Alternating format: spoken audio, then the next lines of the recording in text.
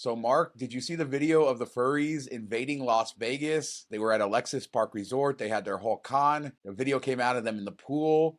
How cool. Wouldn't it be cool to hang out with these people and have a good weekend? Yeah, it seemed like a lot of fun. I don't think I could ever wear a furry outfit because I would just be head to toe sweat everywhere, especially in Vegas. I don't know how they pull it off. But yeah, I mean, it'd be blasted dancing late in the night, drinking, all that stuff. Seems like a good time. Like a rave, but like in pajamas with a big old head. I don't know. Kinda. Yeah, it seems like a ton of fun. There's a whole video on YouTube from the whole weekend if people want to dive in. I'll put a link down in the description. You can see everything that went on. But like I said, it just looks like a great time and it's perfect Vegas. The question is, do they have a lot of sex like everybody thinks? What happens in Vegas stays in Vegas, Mark. Yeah.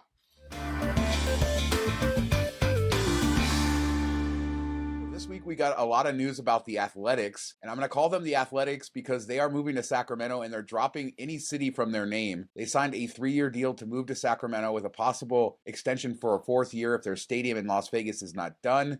Oakland tried to save them and keep them there, but they opted to move to Sacramento where they don't pay any rent, but they say they're going to upgrade the stadium there. And there's a new ownership group who wants Major League Baseball in Sacramento, so we say just keep them. Yeah, exactly. I think everybody just wants them to stay there. Maybe that's like the long play here because I don't see why they would keep giving out this free money to billionaires and stuff and to sporting teams. Like, why are you charging nothing? I thought what Oakland offered them was pretty fair, and they should have stayed because bigger TV contracts and all that stuff. I really think, the owner is a little upset of all the people hating him and doing the protests. So they just wanted to get out of there wherever they could go. But why not go to Las Vegas to the minor league park already there, and kind of build your fan base before you open the stadium? The only thing is they stay somewhat in the Bay Area, so I think that keeps the TV contract intact or at least partially intact. So I'm sure that plays a role. But yeah, Sacramento, you can have them, like just keep them. One interesting thing about Sacramento, in the parking lot of the old Arco Arena, they started building a Major League Baseball park there in the 1980s, hoping to get a team. And you can see the remnants on Google Maps. It's really interesting. You can see where the foundations of the ballpark are. So maybe they build something there. There is an initiative to get it on the ballot here in Las Vegas to kill the public funding. Schools over stadiums is going to court trying to do that, get all the signatures. And it doesn't seem popular. I don't think it's going to pass. If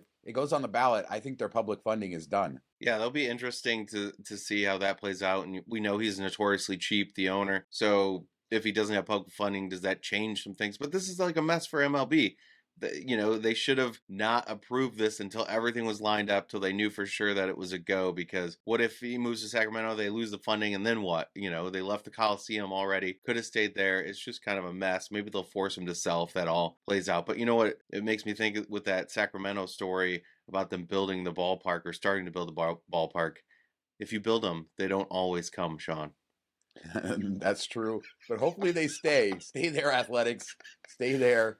But you know who is coming to Las Vegas? Duran Duran. They announced these shows in kind of last minute. They're for next month, May 3rd and May 4th at Wynn. And tickets are still for sale. They went on sale a couple days ago. Plenty of seats still available. So I guess there's not as many Duran Duran fans as we thought. Well, and those prices are like super high. I know all prices are high for concerts these days, but these seem really high, especially for a last minute announcement and for a band that's, long in the tooth, let's say. So I'm not surprised that there's a lot of seats.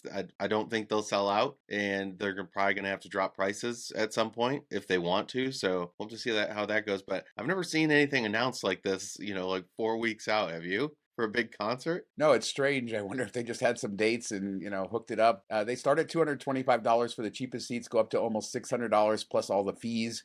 Like you said, it's sort of in line with what we see here, but this isn't a big residency. This is a concert, sort of last minute. I'm sure they'll figure a way to fill all the seats, though. I mean, U2 was going for $20 that one night, so maybe that's where they need to shoot for. I'm excited to talk about this next story, the King David Hotel. There's a couple interesting things. This is going to be a Jewish-themed hotel, kosher food, synagogue, very interesting stuff, 46 stories. But the location is at the Villa de Flores apartment complex. That's the apartment building Steve Wynn tried to buy forever. He ended up building Mirage and Treasure Island around it. So this is a very tiny plot of land, but it sits basically on the strip right between those properties. And they're holding out, trying to get approval because they want less parking, and there may be an issue with that. But yeah, this is looking like it may actually happen. Is this are these the apartments that we talked about the one time that's like in between the parking garage?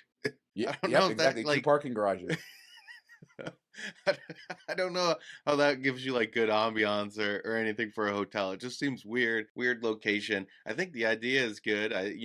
It's an underserved community, a niche market, but they're not like overdoing it too much. 400 rooms. I think they'll be okay. Non-Jewish people will stay there too as well if if they're good amenities and all that stuff. But it's kind of cool that they give the kosher restaurant and everything like that. But I just don't know that that is the best location to pull it off. Well, you do have two casinos right next door. It's really close to the strip. And I mean, it is a tiny plot of land there to put a giant tower there, but it'll fit well there, with all the hotels and everything else. But the parking seems to be the big issue that they're trying to resolve, which is crazy because, as you said, there's three parking garages on all sides of this. You would think they could make a deal with the casinos. Yeah, you would hope so because it's going to draw business for them if people stay there. But do you want to pay 300-400 bucks and stare at parking garages as your view? I don't. Well, it's 46 stories. You'll be high up. You can stare at all the Yeah, towers, the Trump Tower, Resorts World. You can stare all over the strip. Lots to see. Look down on the Mirage volcano before it goes away. Well, it's going to be gone by then. never So going to go away. I don't know. Never will go away. Yeah. They're never going to build the guitar tower. It's going to stay the same. So this next story, I know you're super excited about. The Doberman Social Club. This is a new club going in downtown in the former space of the Artifice Bar. And what's really interesting here is they ask you 21 questions on the questionnaire for membership. You also have to upload your picture. So probably if you're not pretty, they're not going to accept you. But some of the questions: are you afraid of death? What hill are you willing to die on? What conspiracy theory do you secretly believe? Is this too much information, or is this a good way to sort of cull out the weirdos? We're already out because we're not beautiful people, so there's strike one against this. I wonder like how creative people will be with this because you need to be a little bit different or do something artistic with these questions. If you answer them just straight line, truthful, you probably won't get in. Or maybe that's the trick. They will let you in. But I think it's a cool idea. I wish it was just like a private club. I think that would be way more unique that versus letting the public in and stuff like that, so you can still get in. I mean, it's great for us that don't get membership, but I think it'd be really, really cool to have a completely private club right there, amongst everything else that people are walking by. It would just feel kind of special. So we'll have to see how that plays out. But I like the idea. And this is the same group that brought you the Laundry Room, Commonwealth, a few other places downtown. So they are sort of in that fabric, but very interesting and unique. And I guess the questions, at the very least, they got them a lot of attention, a lot of coverage in the media, and perhaps that's what they're looking for. But I don't see there's anything wrong with this. Make people be creative if you want to have a membership club. But like you said, we're not getting in with our headshots. We'll just use put on some furries and take your picture then. Probably would work. Yeah, exactly. Yeah. Good strategy. As a reminder, we have our Patreon. $5 a month gets you access to our weekly after show. Lots of fun, lots of laughs, lots of Vegas. Patreon.com/MTM Vegas for all the information. Thanks to everybody who supports us over there. So I have some really bad news, Mark. NoMad Las Vegas will soon be no more. NoMad Hotels and their parent company are becoming part of Hilton Honors. And as part of the deal, they're going to spread the NoMad brand all across the globe, up to 100 properties. But they said NoMad Las Vegas, losing its flag, going to turn into something else. Yeah, this is super sad. One, I love NoMad, one of my favorite properties in Vegas for sure. And two, I was kind of excited when I saw this, thinking, all right, Hilton's buying NoMad. That's awesome. They're going to expand it. If they don't ruin the brand, you never know with Hilton. But I was like, okay, now we can use points to go to NoMad, but they're losing the Vegas property, which stinks. And, as we talked off the air, I'm sure it has something to do with the Marriott partnership or MGM and all that stuff. But it would have been really cool to have another option for Hilton Honors points after losing the Trop and all of that. But, we'll have to see what they end up coming up with. Hopefully they use the space well. I expect it'll probably look the same. It's owned by MGM, and I always thought that NoMad had a better level of service, and I don't know if it was managed by NoMad or how that exactly worked, but I do worry that bringing it back in-house with MGM, we may lose something service-wise, but I wouldn't expect them to change the decor or take the bathtubs out of the rooms or anything like that. So, the charm hopefully will stay, but we'll see. But NoMad is such a cool brand. It's kind of exciting to see that it's going to spread all across the globe, up to 100 locations for Hilton fans. We lose the one in Vegas, but maybe we gain something somewhere else. So bittersweet, I guess. Yeah, maybe they'll bring it back to Vegas at some point when it makes sense, and as like a small tower in another hotel or something like that. So hopefully, but I am excited that it's going to be more expansive than it is now. So more sad news. The Lost Spirits Distillery is closing on April 29th. This is that Distillery slash Cirque du Soleil show slash weird high-end restaurant at Area 15. And they just said that they couldn't recover from all the debt that they acquired after the pandemic. And they said they're actually cash flow positive now, but they're just under a mountain of debt and they are closing. A very unique venue, one that you enjoyed. I didn't get a chance to check it out, but I guess you have a few weeks if people want to get out there and see it. Yeah, if you're in the area, I say go do it. If you like anything like this, it's a really cool experience. Probably my second favorite thing at Area 15. So I'm sad that it's going. I think it was something really unique, something you didn't see anywhere else. And it was a great time. They put on a good show. And you got to test out a couple different distilled drinks and all that stuff. So yeah, go support it. COVID ruined it. It kind of sucks. Wish they would have gotten a bailout or something. And, maybe they'll come back somewhere else a little bit more affordable. It was a bad location on the lot. Like you had to walk a weird way and stuff. I wish it would have been more like where Omega Mart is and all of that stuff. But definitely go check it out if you can. Yeah, super unique, and hopefully they can come up with another concept or do something else similar to this, because those kinds of things are cool. It wasn't cheap, and maybe that hurt it too, but like you said, it's something that you can't really get anywhere else. And they even had a ride in their California location, which they didn't have here, but that's closing too, so RIP Lost Spirits. So women's basketball is having a moment for all you haters out there. First off, the WNBA Aces, back-to-back WNBA champions, first team in WNBA history to sell out all their season tickets. They've also sold out 5 of their 20 home games. And then, of course, all of the NCAA basketball happening this week, with the semifinal UConn versus Iowa being the most watched basketball game in the history of ESPN, men's or women's. Yeah, it's pretty crazy. And, Caitlin Clark has really helped. And this is kind of like, you think NBA was never struggling, but it was really struggling before Magic Johnson and Larry Bird came into the league. And that national championship kind of sparked it when they played each other in '79. And it kind of grew from there. And then Jordan came and all of that. And who knows where the WNBA goes. They have a couple really good young people coming out of college this year that have really upped the game and brought more eyeballs to it. So we'll see how that transfers over to WNBA and if it picks up steam there. But really interesting to see and good for them. And it was great games this weekend.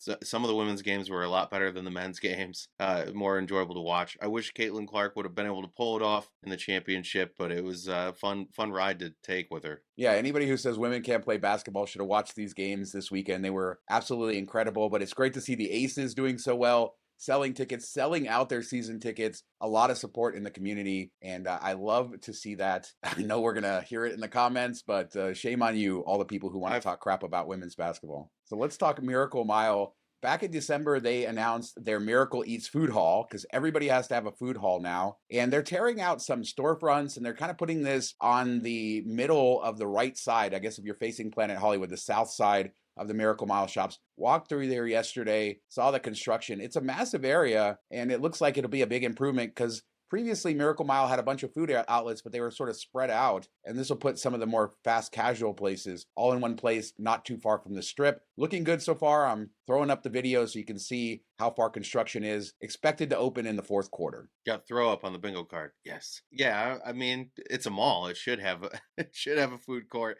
So it's kind of weird that it never did. Hopefully they do something that is budget friendly. We always talk about some of the best deals are in those shops, all the restaurants and stuff, best dining deals in Vegas. So hopefully that stays in tune with it when they build these out and they don't have overpriced pizza and stuff like that you see in other food courts. Yeah, interesting enough, they haven't announced any venues that are going in there. So I guess they're still signing leases and all of that. I got to check out Rosa Mexicano, the new pink themed restaurant that's in Miracle Mile shops right on the strip frontage. So I'll talk about that on the next show. Pink tortilla chips, really interesting place, and the food was pretty good. Everybody loves a pink taco.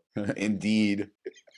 So we have to talk about Fontainebleau, Mark. They announced some changes to how you earn points, and this doesn't seem very good, but it's not as clear-cut as you would originally think. So currently, you earn 2 points for every dollar of rated play, not coin in, but rated play, which they say is determined by average bet, game type, and length of play, which makes it all very confusing on how much you're earning for every dollar you bet. They're now moving to 1 point for every $5 of coin in on slots, And that's pretty much in line with Wynn and Caesars and other places. Not going to be as good as it was, but not quite like as bad as it seemed at the beginning, going from 2-1 because we're going from rated play to coin in. A little confusing. Yeah. I mean, I don't even know if anybody's played there enough to really figure out what the old system was like to know how much of a difference this is and stuff. If you do, let us know in the comments. But it was just kind of, it was almost like a table game system for slots before, where they're just like, hey, we kind of give you what we feel you deserve type of thing. And who knows, sometimes maybe that works out better for people, sometimes worse. So at least this,